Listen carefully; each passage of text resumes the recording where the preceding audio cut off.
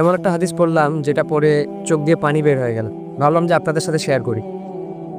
হযরত আবু বকর সিদ্দিক রাদিয়াল্লাহু তাআলা আনহু একদিন নামাজে দাঁড়িয়ে তিনি নামাজরত অবস্থায় কাঁদতেছিলেন। নামাজ শেষে একজন সাহাবী জিজ্ঞাসা করলেন, হে আবু বকর, আপনি নামাজের মধ্যে কাঁদতেছিলেন কেন?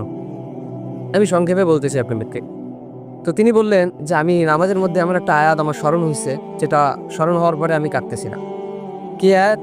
যে সেই আয়াতের অর্থটা হচ্ছে যে আল্লাহ পাক রব্বুল আলামিন বলতেছেন যে আমি তোমাদেরকে জান্নাত দিয়ে দিলাম, বিনিময়ে তোমাদের কাছ থেকে আমি জানমাল নিয়ে নিলাম।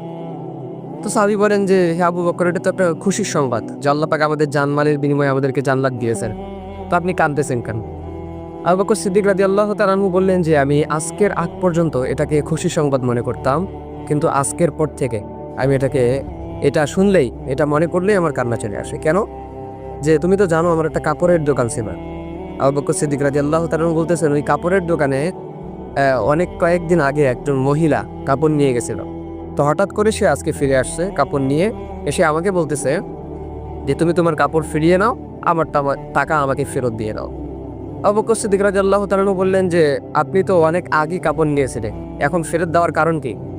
এই মহিলা বলতেছে তোমার কাপড় আমার পছন্দ হয়নি, এজন্য তুমি তোমার কাপড় তোমার কাছে রেখে দাও, আমার টাকা আমাকে ফেরত দাও।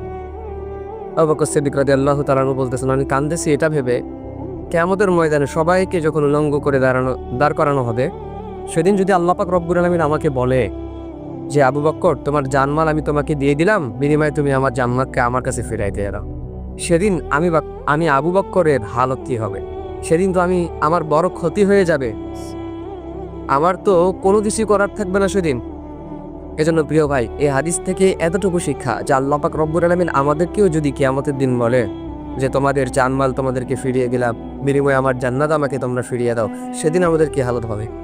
কারণ আল্লাহ পাক রব্বুল আলামিন যদি বলেন যে তোমার সালাত, তোমার নামাজ, তোমার রোজা, তোমার হজ, তোমার যাকাত, তোমার জিকির আজগার কোনো কিছু আমি আল্লাহ পাক রব্বুল আলামিনের দরবারে পছন্দ হয় নাই, সুতরাং তোমার জানমাল তুমি তোমার কাছেই রাখো, আমার জান্নাত আমার কাছে ফিরিয়ে দাও।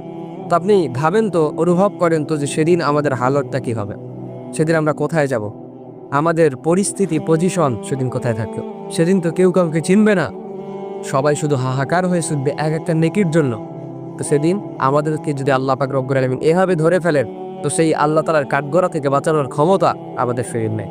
আপনি দুনিয়ার কাঠগড়া থেকে চাইলেই আপনি কিন্তু বাঁচতে পারেন, কিন্তু আল্লাহর কাঠগড়ায় যদি আপনি ধরা খেয়ে যান, তো সেখান থেকে বাঁচার কোনো উপায় নাই।